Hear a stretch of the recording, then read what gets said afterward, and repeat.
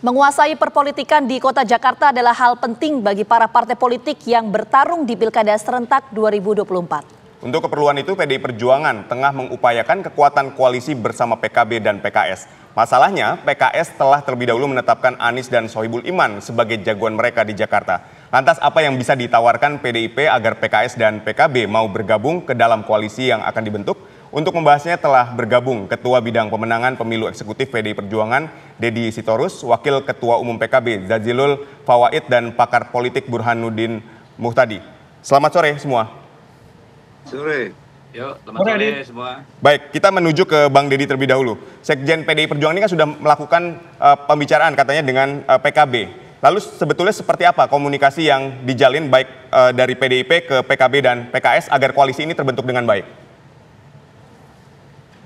Ya, saya kira di level teman-teman provinsi komunikasi dengan PKB dan PKS sudah jalan ya.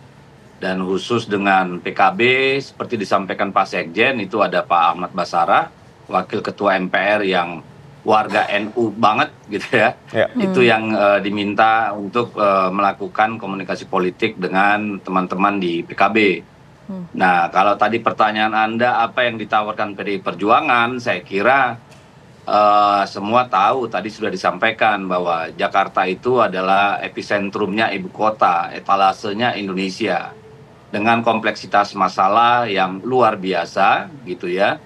Dan kemudian kita juga mengetahui dengan disahkannya undang-undang aglomerasi Jakarta ada tantangan-tantangan baru lagi karena tidak hanya Jakarta tapi mencakup luasan kawasan yang selama ini secara teritorial berada di luar DKI gitu. Jadi saya kira di sana ada banyak hal yang harus dipertimbangkan gitu ya. Itu menjadi satu milestone. Lalu kemudian tentu ini harus ada frekuensi yang sama tentang tantangan yang kita hadapi, kepentingan-kepentingan yang ke depan gitu ya. Yang ketiga juga kan ada tantangan di DKI tentang bagaimana membangun satu bauran pemilih di Jakarta yang lepas dari sekat-sekat primordial gitu kan. Ini kan tantangan kita pada pemilu gubernur yang lalu, yang terakhir gitu. Nah, saya kira hal-hal seperti ini yang tentu akan dibicarakan karena di PDI Perjuangan sendiri kan ada banyak faktor-faktor yang harus didalami ya, dari sisi ideologis seperti apa, historis seperti apa, dari segi suasana kebatinan para pendukung PDI Perjuangan seperti apa, Bang Deddy, itu kan semua harus direnungkan. Ya.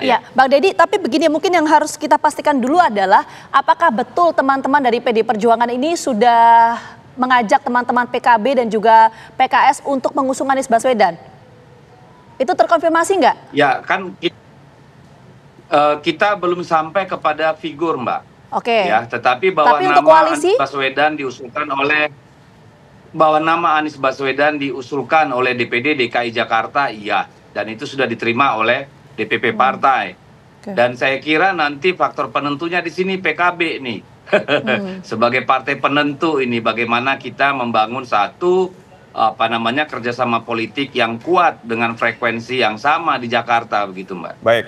Kita ke Bang Jazilul. Bang Jazilul, format koalisi seperti apa yang disetujui oleh PKB jika berkoalisi dengan PDIP maupun dengan PKS?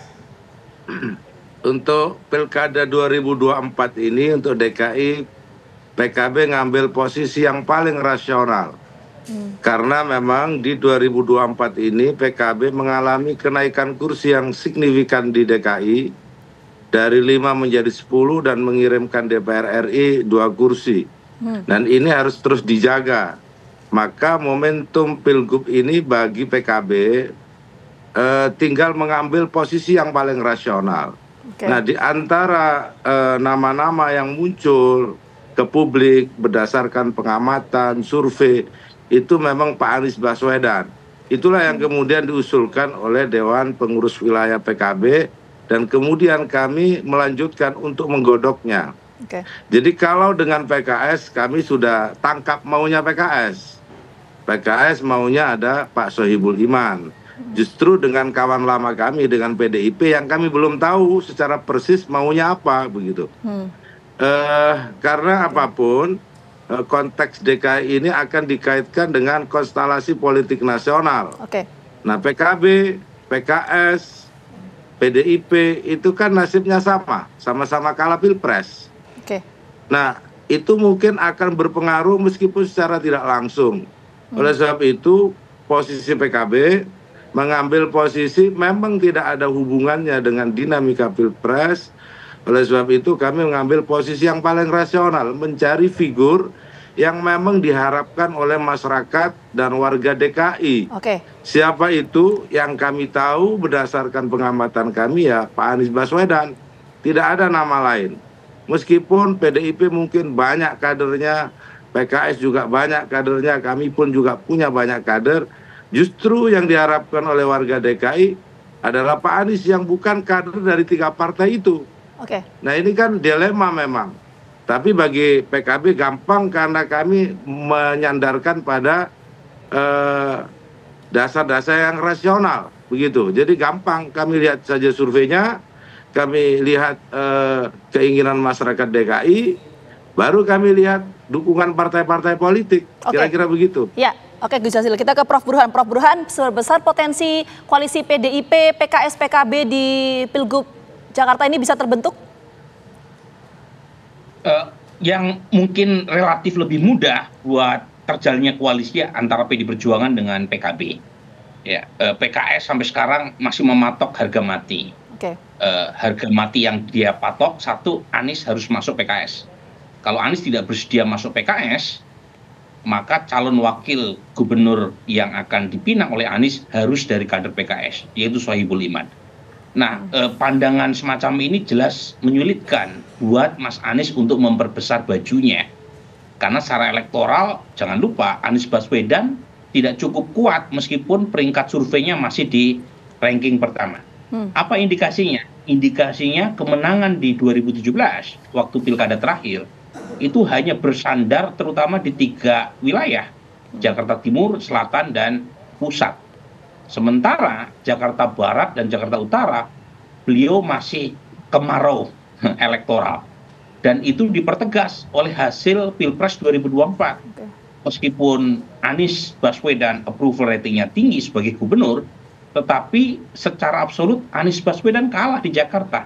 Dan kekalahan itu di wilayah Jakarta Barat dan Jakarta Utara yang kebetulan PD Perjuangan cukup kuat di sana. Jadi kalau misalnya Anies bergandengan dengan calon dari PKS, secara elektoral memang tidak memperbesar basis atau pangsa elektoral buat Anies. Nah, di situ menjadi pintu masuk buat PKB atau PD Perjuangan untuk mencari sosok lain yang dianggap lebih tepat buat Anies untuk memenangkan pertarungan. Tetapi pertanyaannya, apakah itu bisa diterima oleh PKS? Per hari ini PKS masih memasang harga mati, yaitu Sohibul Iman sebagai calon ya wakil Anies. Dan kalau itu terjadi, kemungkinan PKS tidak bisa ikut dalam rombongan koalisi PDIP dengan PKB. Tetapi secara nominasi itu sudah lebih dari cukup. Ya, PD Perjuangan dengan PKB cukup ya untuk mengusung Anies. Itu dengan asumsi PD Perjuangan tidak ya mencalonkan kadernya sebagai orang nomor 1, tapi mungkin saja mengendorse kader atau orang yang dianggap dekat dengan PD Perjuangan sebagai pendamping Anies. Baik, PKS masih mematok harga mati. Apakah koalisi dengan PDIP dengan PKB ini dapat terus dilanjutkan? Kami masih akan membahasnya usai jeda. Tetaplah bersama kami. Sudah banyak yang merasakan keuntungan lebih belanja di Depo Bangunan. Mau seperti mereka, menangkan undian berhadiah total 14 miliar di Depo Bangunan. Ayo belanja! Hanya di Depo Bangunan. Anda kembali di Kabar Petang, kita ke Mas Dedi Sitorus. Mas Dedi, kalau misalnya kita lihat PDIP ini kan, PKS ini mematok harga mati untuk Pilkada Jakarta gitu ya. Baik itu Anies menjadi kader PKS syaratnya atau wakilnya itu dari PKS. Lalu apakah PDIP setuju dengan syarat ini jika ingin berkoalisi dengan PKS? Ya, saya kira itu kan goal dari PKS ya. Nah, kalau memang nanti ada niat untuk bersama-sama, tentu harus ada ruang untuk kompromi, negosiasi dan sebagainya. Karena apapun itu, namanya politik itu kan untuk kebaikan bersama, bukan kebaikan satu pihak. Ya, kita berharap saja ke depan ada terobosan-terobosan untuk melakukan kesepakatan kesepemahaman untuk membangun kerjasama politik itu. Tapi kalau kami sih lebih cenderung berharap pada saudara kami dari PKB ini sebagai penentu gitu loh. Ya, Bang Deddy, tapi kalau kader internal dari PDI Perjuangan untuk diusung di Pilgub Jakarta itu kan sempat disampaikan tuh oleh kader PDI Perjuangan ya, itu harga mati nggak untuk PDIP kalau mau membangun koalisi? Kita harga mati itu hanya Pancasila, Undang-Undang Dasar, NKRI, dan Bhinneka Tunggal Ika, Mbak. Ya, saya kira itu yang menjadi harga mati bagi PDI Perjuangan. Lain-lainnya itu saya kira secara ideologi kalau sudah pas apapun kita bisa lakukan. Karena kan mungkin publik juga udah paham PDI Perjuangan. Bagi kita elektabilitas itu bukan faktor yang paling determinan gitu. Meskipun itu sangat penting pada akhirnya. PDI Perjuangan tidak diusung sebagai wakil gubernur nggak masalah berarti ya PDIP ya? Nah itu kesimpulannya dari mana coba? Nggak, ini kan saya pertanyakan ke Bang Deddy. Kita masih membahas, sabar aja, karena belum dirapatkan Mbak. Saya kan nggak bisa bilang iya, enggak itu ya, karena kan belum ada rapat DPP untuk sampai pada kesimpulan itu. Jadi harus sedikit bersabar begitu loh. Baik, kita ke Bang Jazilul. Bang Jazilul, pertanyaan yang sama. Kalau misalnya, pasti kan PKS pengen wakilnya tetap jadi untuk mendampingi Anies adalah dari PKS. Begitupun PDIP. Kemungkinan juga kadernya menjadi wakilnya Anies kalau sama-sama misalnya mengusung Anies. PKB seperti apa sikapnya? Saya sampaikan sejak awal PKB ambil posisi yang paling rasional. Karena kami tahu bahwa posisi Pak Anies ini sebenarnya sudah kuat elektoralnya secara figur gitu. Jadi kalau misalkan nanti misalkan harapannya sahabat saya Pak Deddy tadi PKB misalkan bersama PDIP, kami juga senang karena apapun PDIP sahabat lama, dengan PKS juga kemarin sahabat baru selesai di Pilpres. Tapi saya sedikit menangkap dari Pak Burhan tadi, Prof Burhan, seakan-akan itu memang Pak Anies ada kelompok yang tidak menginginkan untuk maju di DKI, kira-kira begitu. Sehingga bagi kami, bagi PKB itu juga bagian dari tantangan kami untuk kemudian bagaimana misalkan PDIP, PKS, PKB bisa duduk bersama untuk kemudian merembukkan DKI ke depan. Karena apapun masyarakat bagi PKB, warga DKI masih mengunggulkan dan menginginkan Pak Anies gitu. Nah kalau soal teknik koalisi, teknik komunikasi, saya pikir masing-masing partai tentu memiliki pola dan targetnya masing-masing. Tapi bagi PKB, kondisi PKB saat ini DKI yang baik, dengan perolehan 10 kursi dan 2 kursi DPR RI, itu saja yang perlu kami jaga untuk ke depan 2024-2029. Soal posisi calon wakil gubernur, ya tentu PKB juga mau kalau misalkan PDI, PKS terima, kan sama juga. Apakah dibahas saja gitu.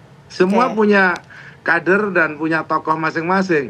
Kita bahas serasional. Jadi PKB juga menginginkan ya kadernya bisa menjadi wakil gubernur atau maju di kontestasi. Kita tangkap poinnya menuju ke Prof Burhan. Prof Burhan, ini psikologis partai politik menginginkan kadernya untuk bisa maju di Pilgub. Jadi potensi koalisi 3 partai ini gimana bisa terwujud?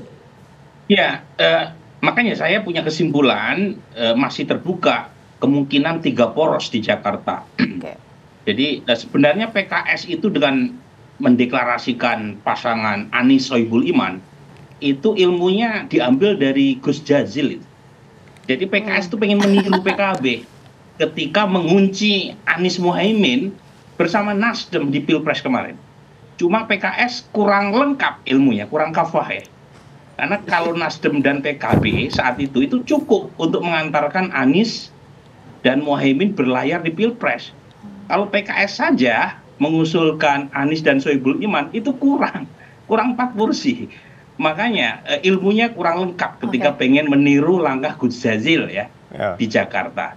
Tetapi yang perlu diwaspadai juga oleh Gus Jazil dan PKB, PKS bagaimanapun adalah partai pemenang Pileg di Jakarta. Kemudian kota-kota sekitar Jakarta itu juga dimenangkan oleh PKS. Kota Bogor, Kota Depok, Kota Bekasi. Jadi artinya PKS punya basis yang cukup kuat di Jakarta. Dan kalau kita lihat Baik. hasil pemilu 55, Jakarta Timur dan Jakarta Selatan itu yang menang adalah Masyumi. Jadi kalau misalnya PKS tidak ikut rombongan PKB atau PD Perjuangan, berat juga untuk memenangkan koalisi di Jakarta. Baik, Prof. Karena Burhan. dalam doktrin PKS ada yang disebut dengan istilah doktrin taat kepada kiadah. Jadi kalau misalnya konstituennya taat kepada instruksi partainya untuk tidak mendukung calon yang diusung oleh Gus Jazil, itu suara Anies bisa kempes sebagian. Ini yang menurut saya perlu juga diwaspadai untuk tetap menyertakan PKS dalam skenario. Baik, Prof. Burhan, sudah kita tangkap maksudnya dan kita akan melihat apakah koalisi antara PDIP, PKS maupun PKB ini bisa terwujud atau justru ada poros ketiga. Terima kasih semua sudah bergabung bersama kami. Selamat sore semua. Terima kasih.